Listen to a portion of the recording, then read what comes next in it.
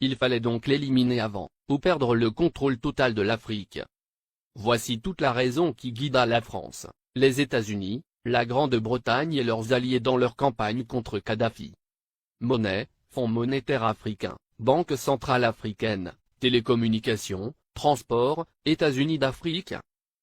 Mouammar Kadhafi avait ingénieusement tout planifié, se fixant comme délai l'année 2014 pour la création de la Banque centrale, le Fonds monétaire et bien d'autres encore pour affranchir le continent noir, après un demi-siècle d'indépendance aux allures de parole suivies d'aucun acte ou de gouverner sans régner.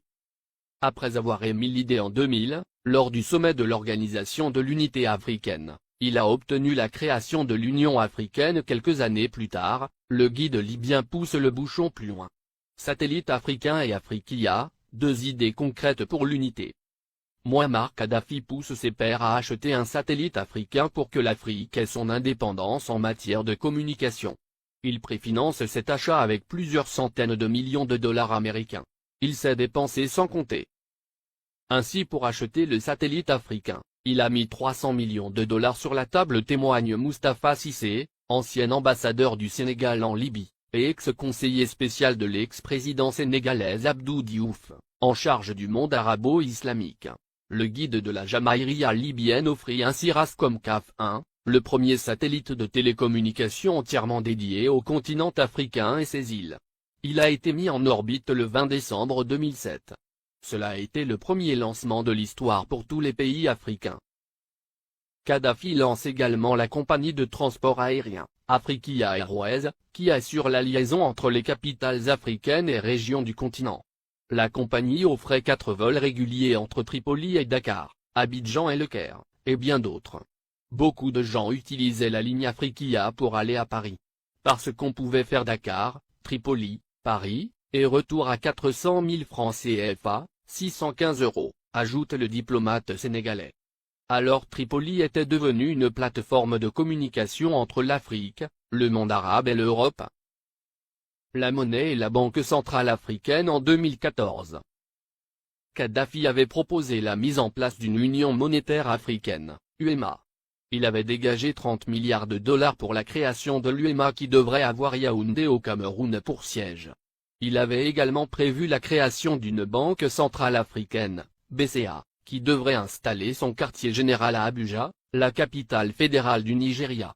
Il était question que cette banque africaine commence à émettre une monnaie africaine à partir de 2014. Ce qui ne plaît pas aux Occidentaux, parce que ça nous permettrait de nous passer du franc CFA, et des autres monnaies qui ne font que briser nos économies. Kadhafi avait une politique africaine très dynamique. Du Sénégal au Tchad, en passant par la Guinée, la Côte d'Ivoire, le Ghana, le Libéria, le Bénin, le Togo, le Nigeria, le Niger, le Mali, etc. Le guide libyen a investi des milliards de dollars dans les secteurs agricoles, hydrocarbures, hôtellerie et tourisme, et dans l'équipement. Au Mali, le plus petit investissement libyen est chiffré à 50 milliards francs CFA dans l'industrie hôtelière. Ces investissements libyens dans l'hôtellerie sont estimés à plus de 50 milliards de francs CFA, a déclaré Oumar Balatouré, directeur général de l'Office malien du tourisme. Plusieurs autres centaines de milliards ont été investis dans le secteur agricole. Pour les Maliens, Kadhafi est un homme qui s'est engagé pour la cause africaine. Le Conseil national de transition, CNT, est considéré au Mali comme un organe rebelle soutenu par la communauté internationale.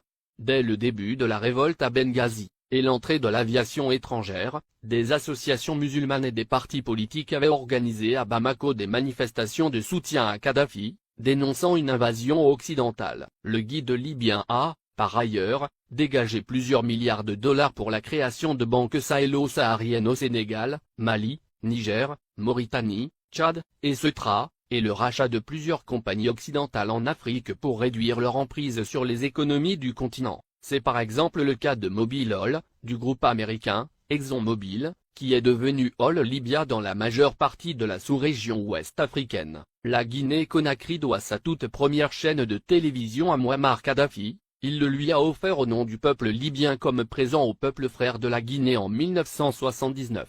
Il a également équipé l'armée guinéenne, de l'armement lourd aux uniformes des soldats pendant plusieurs décennies. Sans compter un appui financier gigantesque. La vie des Libyens de l'ère Kadhafi. 1. La Libye était le dernier pays sur la liste des pays endettés, la dette était à 3,3% du PIB, en France, elle était à 85%, aux USA à 88,9%, au Japon à 225,8%. 2. L'électricité à usage domestique était gratuite. 3. L'eau à usage domestique était gratuite. 4. Le prix d'un litre d'essence était de 0,08 €. 5. Les banques libyennes accordaient des prêts sans intérêt. 6. Les citoyens n'avaient pas d'impôts à payer, et la TVA n'existait pas. 7. Chaque famille libyenne, sur présentation du livret de famille, recevait une aide de 300 € par mois. 8. Pour chaque étudiant voulant faire ses études à l'étranger, le gouvernement de Kadhafi attribuait une bourse de 1627 € par mois. L'ONU, la France et les USA ont bombardé la Libye pour défendre leurs intérêts, objectif principal, détruire la création des États-Unis d'Afrique.